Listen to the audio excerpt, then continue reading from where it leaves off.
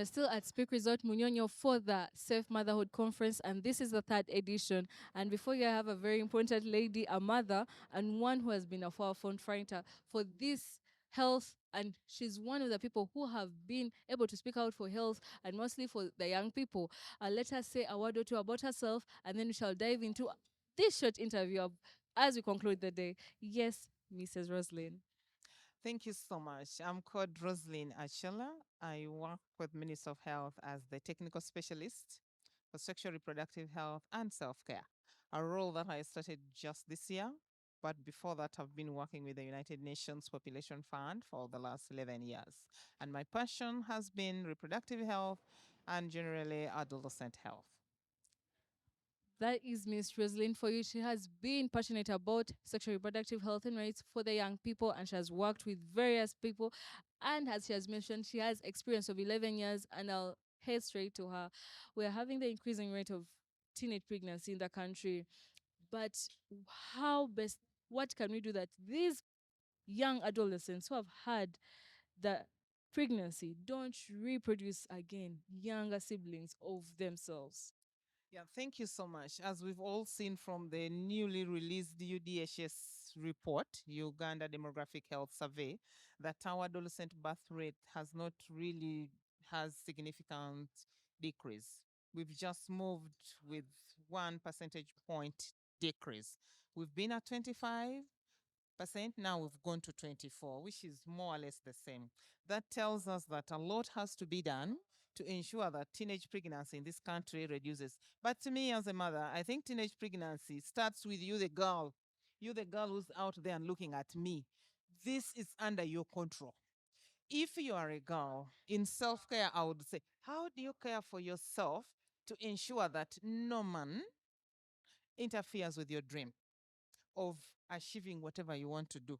Because pregnancy will definitely deter you from achieving your desired goals. It will deter you from realizing your dream of probably being a doctor, being a lawyer, being whoever you want to be in future. Therefore, it starts with you that as a girl who is growing, do you know the sexual reproductive health information? Do you know how you can use that to prevent yourself from getting pregnant? Do you know how important it is that you have the power as a girl to say no to sex? When you say no to sex, would you get pregnant? So it is all the power is with you as a young girl growing. We were all once girls. We went to school and made it to the university and we said no to sex. So in self-care now, what I keep telling the girls is that care for yourself.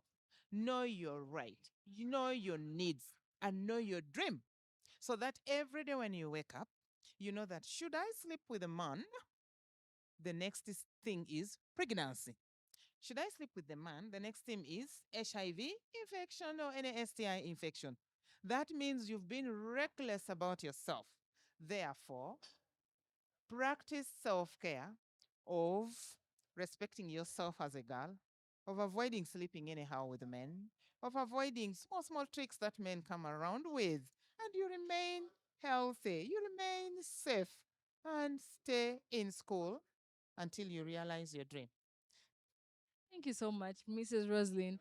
And now I'm going to head to the point of parents as a mother. As in an African setting, if I was your daughter, I wouldn't come down and sit down. You see, mom, I'm pregnant. And guess what? I'm in year one. And mother, I couldn't because I know my mother would be like, why are you pregnant?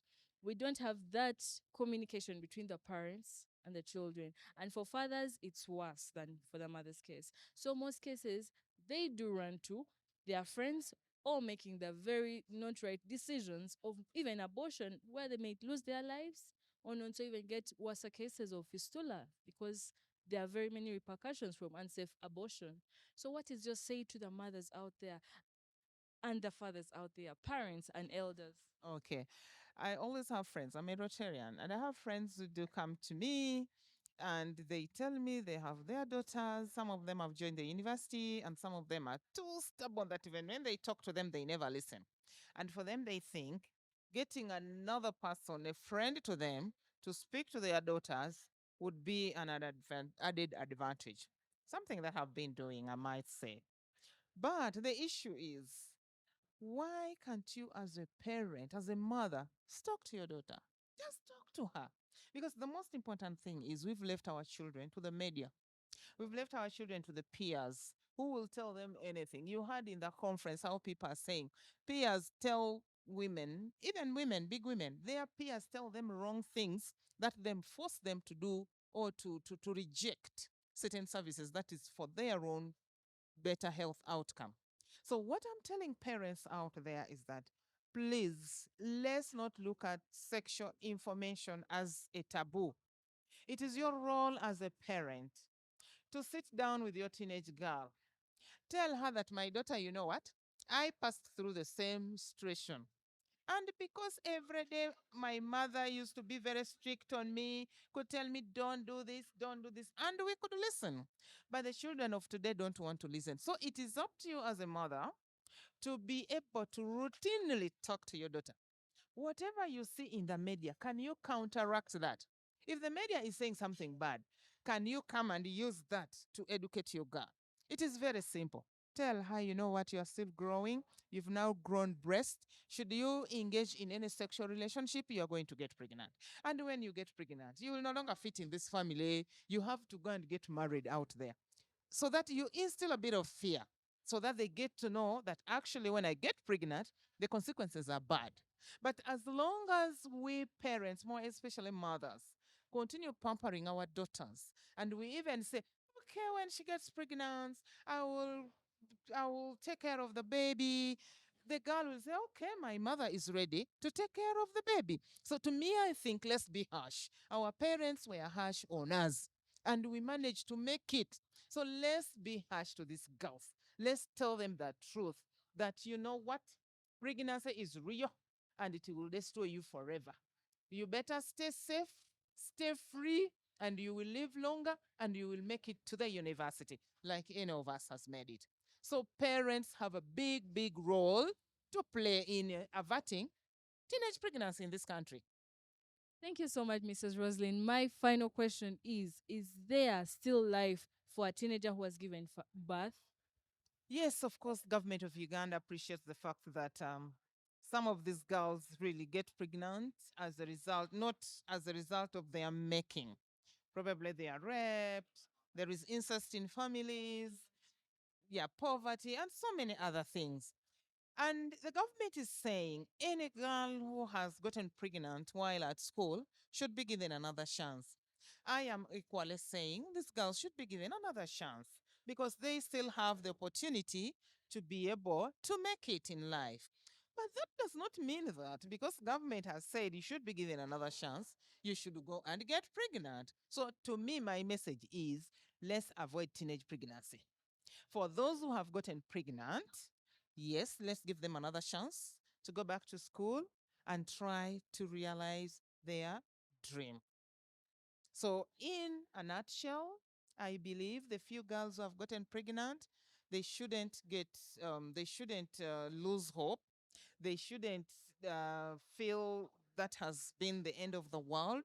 They should still look at themselves as girls who have potential, as girls who have opportunity, and as girls who have the capability to actually be better women.